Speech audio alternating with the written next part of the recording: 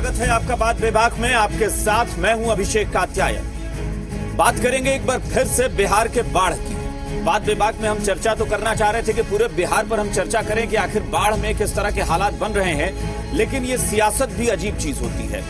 इस वक्त कहां तक सत्ता पक्ष और विपक्ष दोनों को मिलकर चाहिए था कि बिहार में जो पहले कोरोना का संक्रमण चल रहा है उसके साथ ये बाढ़ विभीषिका आई है, इस पर बातचीत होती, लेकिन सारी सियासत जो है वो एक मुद्दे पर आकर केंद्रित हो गई है। वो मुद्दा है गोपालगंज में महासेतु का जो अप्रोच रोड है, जो वहां तक पहुंचने वाली जो सड़क है वो जो बह गई, उसको लेकर बवाल हो गया। उसको लेकर बवाल कल भी हुआ था और आज फिर हुआ। वो ये कि सत्ता पक्ष विपक्ष के आरोप के बाद चुप नहीं बैठा है, बल्कि वो अब भी तरह तरह के तर्क दे रहा है।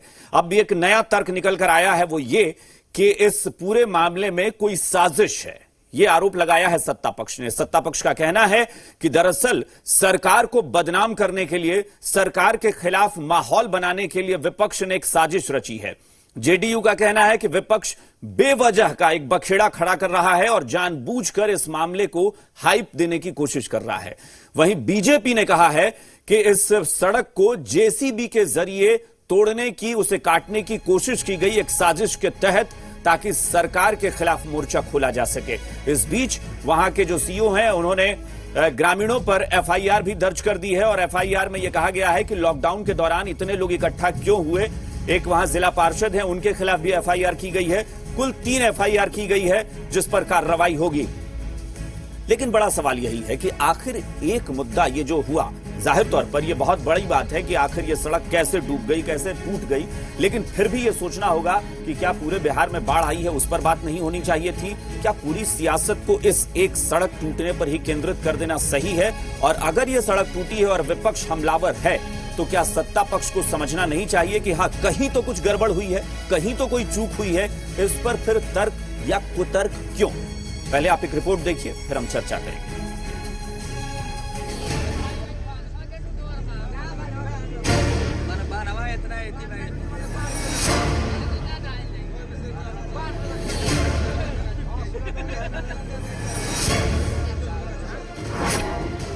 फर्स्ट अप्रोच पर एफआईआर की सियासत, जेसीबी से रोड काटने का मामला दर्ज, क्या मामले को दबाने की हो रही साजिश?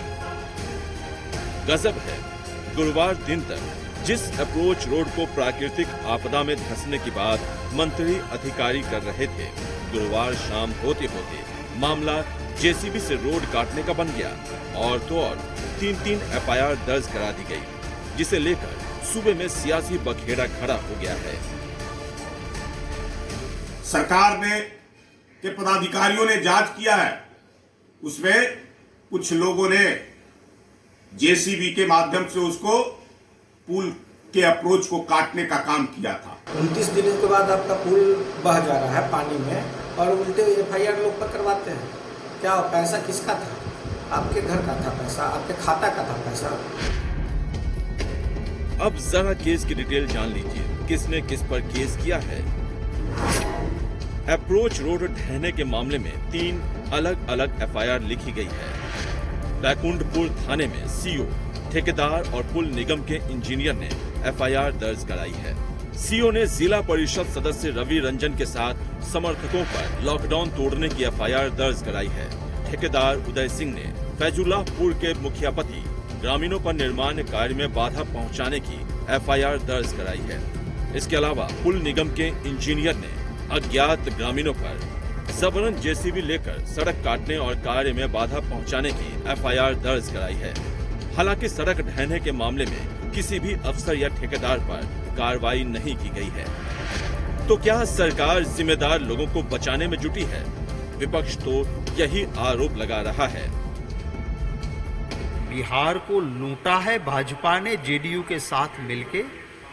विचारधारा का ना ताल है ना मेल है। क्यों साथ है? ये पुल के पैसों की तरफ बिहार को लूटने के लिए साथ है। कि आज जो स्थिति उत्पन्न हुई है वो नेता प्रतिपक्ष के झूठा बयान देने के कारण ये विपक्ष के द्वारा सिर्फ और सिर्फ प्रायोजित चीजें हैं। तो क्या बीजेपी कोटे के मंत्री का मामला है, इसीलिए बीजेपी ने इसे साजिश बताया है और जेडीयू साजिश से अलग विपक्ष पर राजनीति करने का आरोप लगा रही है? यानी ध्वस्त अप्रोच रोड के साथ ध्वस्त सिस्टम में लीपापोती का खेल हो रहा है। बड़ा सवाल है। दिल्ली से नेहा के साथ आशुतोष चंद्रा, सी मीडिया, पटना।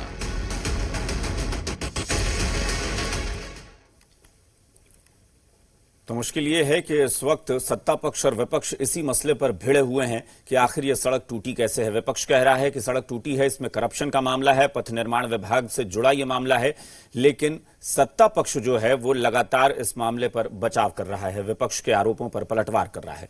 हमारे साथ जो मेहमान जुड़े हैं उनसे आपका परिचय कराते हैं। बीजेपी की तरफ से पार्टी के प्रवक्ता प्रेमरंजन पटेल हमारे साथ जुड़े हुए हैं। इसके अलावा जेडीयू के नेता अफजल अब्बास हमारे साथ जुड़े हैं। आरजेडी की बात करें, आरजेडी के विधायक और प्रवक्ता शक्ति यादव हमारे साथ जुड़े हैं और कांग्रेस की तरफ से पार्टी के नेता प्रभात कुमार हमारे साथ जुड़े हुए हैं। आप सभी का स्वागत है इस चर्चा में। शुरुआत बीजेपी से करते हैं। पटेल साहब, ये बड़ा अजीब सा लगता है कि ये आपका बयान भी हमने सुना था आज कि साजिश के तहत सड़क तोड़ी गई है। कौन करेगा साजिश? क्या लग रहा है ये सीधे तौर पर आरोप है कि या ग्रामीण, तो अगर ग्रामीण तोड़ेंगे तो आपको क्या लगता है कि वो ग्रामीण जो है वो आरजेडी के समर्थक या आरजेडी के कार्यकर्ता हैं जिन्होंने जाकर तोड़ा है? कुछ तो ऐसा होगा जो आपको लग रहा है।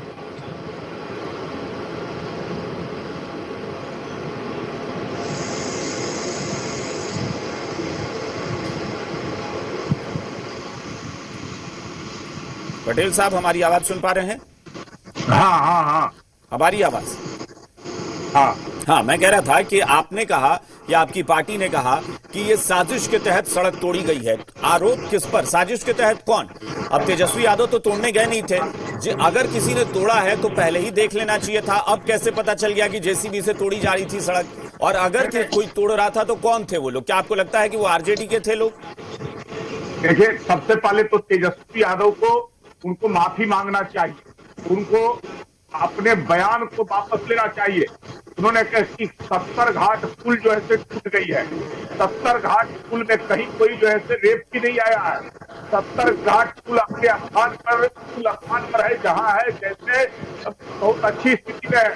70 घाट से पूरा 2 किलोमीटर पहले एक छोटा जो 18 मीटर का अप्रोच पुल बना था और उसके जो रास्ते थे अप्रोच वो भी टूटा नहीं है। उस अप्रोच का रास्ता था, उस रास्ते को कहीं न कहीं साजिश के तहत जेसीबी से काटा गया है, जिसके कारण पानी का बहाव के कारण वह रास्ता जो है नष्ट हो गया। एक वीडियो जो है वो लगातार वायरल हो रहा है। एक वीडियो चल रहा है जिसमें जो शख्स बता रहा है कि ये सारी चीजें हैं वो दरअसल मुखिया के पति हैं और मुखिया पति जो हैं उनके खिलाफ एफआईआर भी दर्ज कर दी गई है। वो बता रहे थे कि भाई ये 2 दिन में ये हो सकता है टूट जाए क्योंकि पानी लगातार इधर बढ़ता जा रहा है। तो ये अगर पहले से लोगों को पता था कि पानी बढ़ रहा है, पानी का दबाव है, तो फिर ये जेसीबी से तोड़ने की बात आ कहां से गई? ये कोई ना कोई साजिश हुई है। अभी पुल अभी बना है, ये रास्ता बना है और उसके बाद कैसे इस प्रकार का कटाव, बहुत लंबा रास्ता है, बहुत लंबा जो है ये उपधारा से जो ऐसे कैसे जो ऐसे 70 घाट पुल से 2 किलोमीटर पहले जो अप्रोच सड़क है उस सड़क में कटाव आप उपधारा से कैसे प्रारंभ हो गया? कहीं इसमें साजिश किया गया, कोई ना कोई जो है जेसीबी से उसको काट करके जिसके कारण जब पानी का बहाव प्रारंभ हुआ तो पूरे उस रास्ते को शक्ति यादव बहुत गंभीर आरोप हैं और जाहिर तौर पर, हालांकि ठीक है आरोप कितना सही है कितना नहीं है ये अलग बात है, लेकिन ये सत्ता पक्ष और विपक्ष जिस मुद्दे पर लड़ रहे हैं इसकी बजाय अगर बाढ़ को लेकर शायद चर्चा होती कि पूरे प्रदेश के क्या हालात हैं, लेकिन फिर भी चूंकि सत्ता पक्ष ने एक बचाव किया है और कहा है कि साजिश हुई है, तो इशारा तो सीधे तौर पर आप ही लोगों पर है। अभिषेक जी, एक बात स्पष्ट तौर पे मैं कहना चाहता हूँ, साजिश है, इसका प्रकटीकरण भी होनी चाहिए। हाँ। और पुल का जो अवशेष ढहा हुआ है उससे साफ है कि इसमें जेसीबी का इस्तेमाल नहीं हुआ है। और आपने स्वयं कहा कि वीडियो पहले ही दिखाया गया था मुखिया पति के द्वारा कि दबाव के कारण पुल टूट सकता है। सवाल ये उठता है कि अगर कोई शरीर का माथा ही खत्म हो जाए तो शरीर का अस्तित्व का क्या मतलब रह जाता है। रहा सवाल माफी मांगने का, तो माफी तो इनको मांगना चाहिए घटिया निर्माण के लिए, और पूछिए इनसे कि ये जो मिथिलेश तिवारी भारतीय जनता पार्टी के जो एमएलए वहां के हैं, उन्होंने कहा कि इसमें बड़े पैमाने पर अनियमितता हुई है और अभियंताओं की मिलीभगत और संवेदकों की मिलीभगत के कारण यहां पर घटिया निर्माण के चलते ये अप्रोच या पुल का अवशेष थोड़ा भाग ये ध्वस्त हुआ है। सवाल है कि अगर जन सरकारों के सवाल पर अगर हम कोई दरकार जन सरकार का है और अगर हम इनको आईना दिखाते हैं तो ये राजनीतिक प्रहार करते हैं। राजनीतिक प्रहार करिए, आपको कौन मना करता है राजनीतिक प्रहार करने से? पर हकीकत जो है ना, तस्वीरें कभी झूठ नहीं बोलती। आपकी भ्रष्टाचार नीति पर अगर कहीं से आप चाहिएगा छिपाना नहीं छिपता। सांच को आज क्या सिर्फ यही 70 घाट पुल की चर्चा क्यों हुई? आखिर ध्वस्त हुआ तो, और बिहार में कई जगहों पर पुल है। अभी हम कई जगह विक्रमशिला तो न जाने कब से बना हुआ है, रेवा घाट का कब से बिल्कुल। बना हुआ है। लेकिन शक्ति यादव जी, मुश्किल यह है ना कि 3 एफआईआर दर्ज हुई है और किसी में ठेकेदार या इंजीनियर के खिलाफ कार्रवाई की बात नहीं है। तीनों एफआईआर जो है या तो ग्रामीणों के खिलाफ है, या जिला पार्षद है उनके खिलाफ है, या मुखिया पति के खिलाफ है।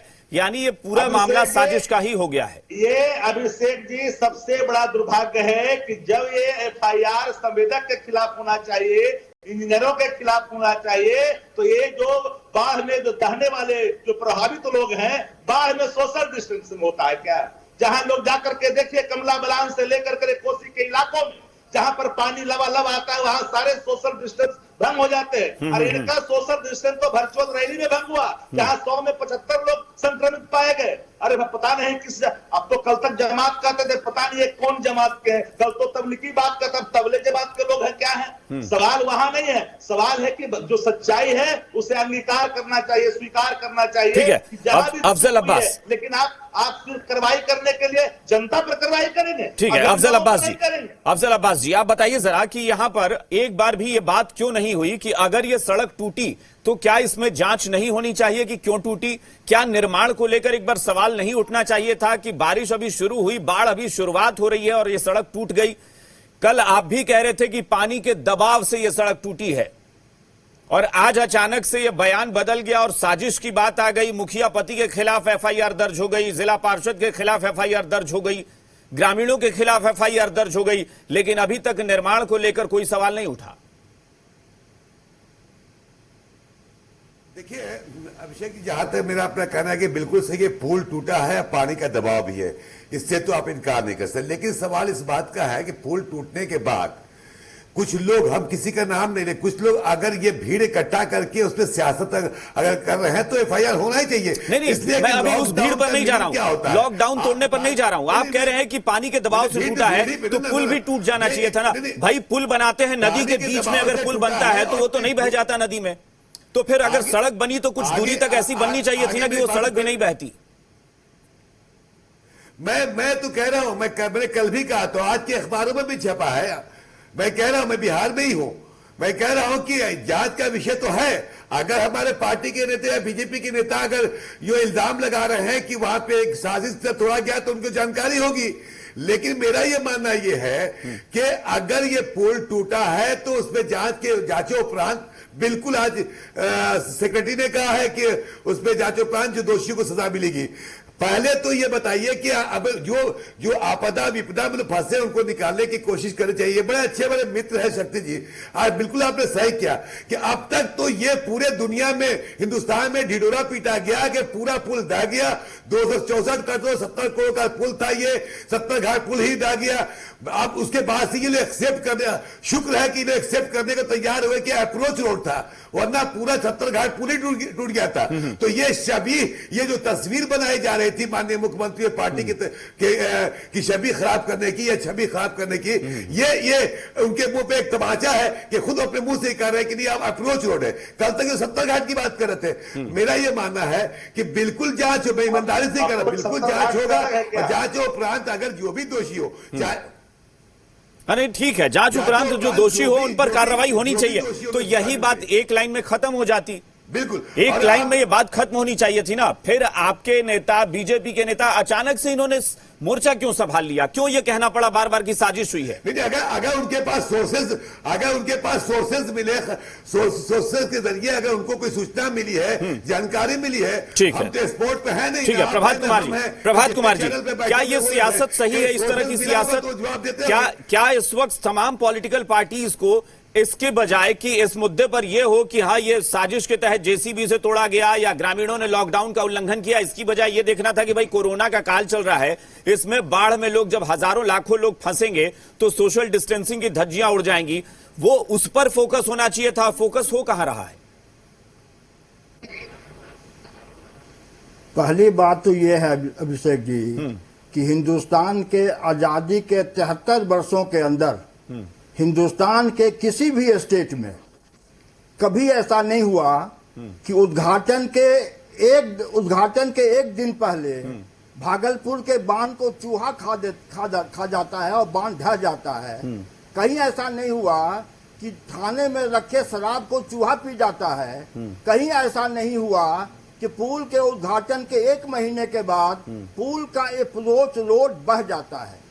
दूसरी बात कि जब भी कोई पुल का टेंडर होता है तो पुल का टेंडर अप्रोच रोड से लेकर लास्ट रोड तक होता है। 264 करोड़ का में वो पुल बना। अब उस पुल में अप्रोच रोड को आपने देखा होगा, रोड के पहले मट्टी डाली गई थी जबकि वहां बोल्डर डाली जानी चाहिए थी। आपको जानकारी होगी कि 1.5 लाख क्यूसेक फीट के प्रवाह को देखते हुए वहां एस्टीमेट बना था। जीतन राम मांझी जब मुख्यमंत्री थे बिहार के तो उन्होंने कहा था कि बिहार में एस्टीमेट घोटाला हो रहा है।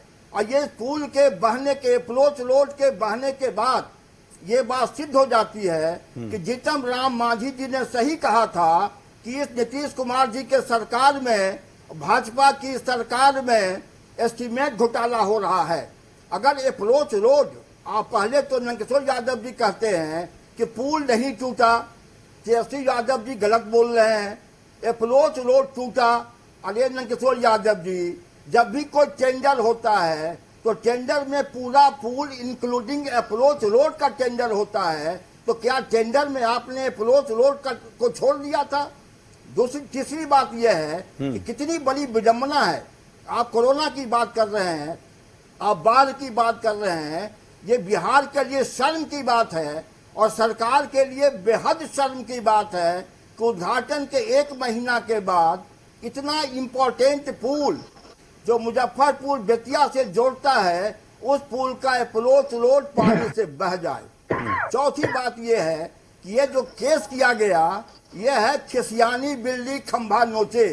ये केस कितना हास्यास्पद है और कितना अप्रजातांत्रिक है, कितना गैर कानूनी है कि एक पुल बहने के 1 दिन पहले। ठीक है, पटेल साहब जवाब देंगे अब इसका। आपने चूंकि 4-5 पॉइंट्स बताए हैं, पटेल साहब इसका जवाब दीजिए।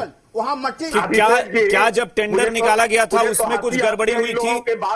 ये जो उन्होंने पॉइंट्स उठाए उस पर जवाब दीजिएगा, इधर उधर की बात नहीं। मैं वही कह रहा हूँ। सबसे पहले तो हंसी आती है इन लोगों के बात पर कि कैसी कैसी बातें कर रहे हैं। इन लोगों को झूठ के बुनियाद पर ही अपनी भीत को खड़ी कर करके रखे हुए हैं। तेजस्वी यादव उसी जिले से आते हैं, पैतृक जिला है गोपालगंज, और उनको ये पता नहीं है कि पुल बहा है कि अप्रोच रोड टूटा है। ये पूरा बवंडर। नहीं ठीक है, अप्रोच रोड पर ही आइए ना।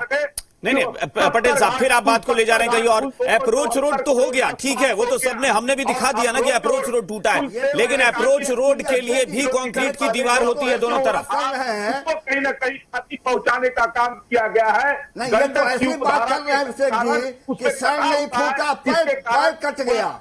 अरे पैर टूट गया तो कैसे चलोगे? उसके कारण ऐसी बात करते हैं बच्चों की तरह। कारण आवागमन बाधित हो गया है। ये कौन सी बात है? बाढ़ आती है। पटेल साहब इसका जवाब दीजिए ना, जो वो सवाल उठा रहे हैं। सवाल उठा रहे हैं कि अगर पुल के साथ अप्रोच रोड बनाने का भी टेंडर होता है तो उस अप्रोच रोड में दोनों तरफ कंक्रीट की दीवार होती है, फिर ये सड़क बह कैसे गई? उसके नीचे वो मिट्टी कैसे रह गया कि पानी से वो कट गई मिट्टी? पुल बता दीजिए छोटा भी कि कहीं इन्होंने बनाया है। और आज जब पुल बन रहा है, हजारों हजार की संख्या में लोगों को सुविधाएं मिल रही है, तो ये लोग सवाल खड़े कर रहे हैं। एक मिनट विषय से मत भागिए। इनके नेता भाग बताइए कि रोड में बोल्डर क्यों नहीं डाला? आप ऐसे साजिश के साथ सरकार को बदनाम करने के लिए कुछ न कुछ साजिश रचेंगे। अच्छा पटेल साहब 1 मिनट, आप सिर्फ इतना बताइए कि आप उस अप्रोच रोड से जो लोग गुजर रहे होते, अगर कोई हादसा हो जाता, फिर आप यही कहते कि नहीं पुल नहीं टूटा है, अप्रोच रोड टूटी है, पुल नहीं टूटा। अगर कोई हादसा हो जाता तो?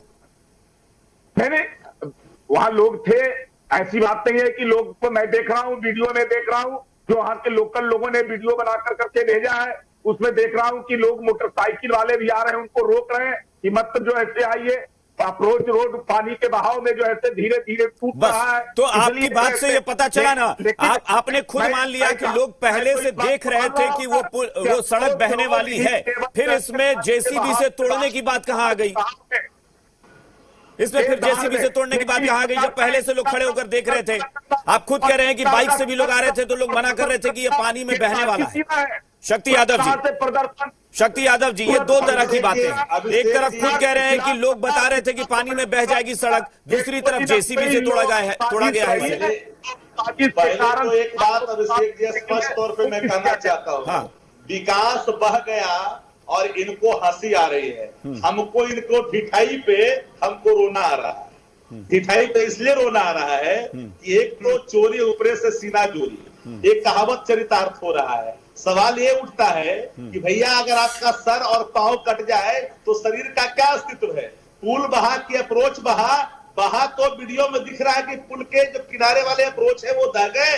अरे शुक्र मनाओ ऊपर वाले का कि कोई हताहत नहीं हुई, आप भाग्यशाली मानो अपने आप को। पर जो पीसी मिनिस्टर साहब, जिन लोगों ने इसको उद्घाटन करवा दिया माननीय मुख्यमंत्री के हाथ। चलिए ठीक है, हमारे पास अब चूंकि वक्त नहीं है, लेकिन मैं यही कहूंगा कि भाई अप्रोच रोड भी जहां से वो बही है वो पुल से सटा हुआ बिल्कुल है, और ये सवाल बनता है कि आखिर पुल के बाद वहां कंक्रीट की दीवार क्यों नहीं थी? वो सड़क मिट्टी के ऊपर बनाई गई थी, अगर मिट्टी बह गई तो ये बड़ा सवाल है। जस्ट सेकंड सवाल ये उठता है कि पुल के जो आकार है और आखिरी बात एक चलिए, लेकिन हमारे पास वक्त नहीं है, माफी चाहूंगा शक्ति यादव जी, माफी चाहूंगा, चूंकि मुझे कहा जा रहा है चूंकि अब समय नहीं है। चलिए फिलहाल बहुत बहुत शुक्रिया, माफी चाहूंगा बहुत बहुत शुक्रिया आप सबका बात विभाग में हमारे साथ जुड़ने के लिए। फिलहाल इस खास पेशकश में इतना ही, नमस्कार।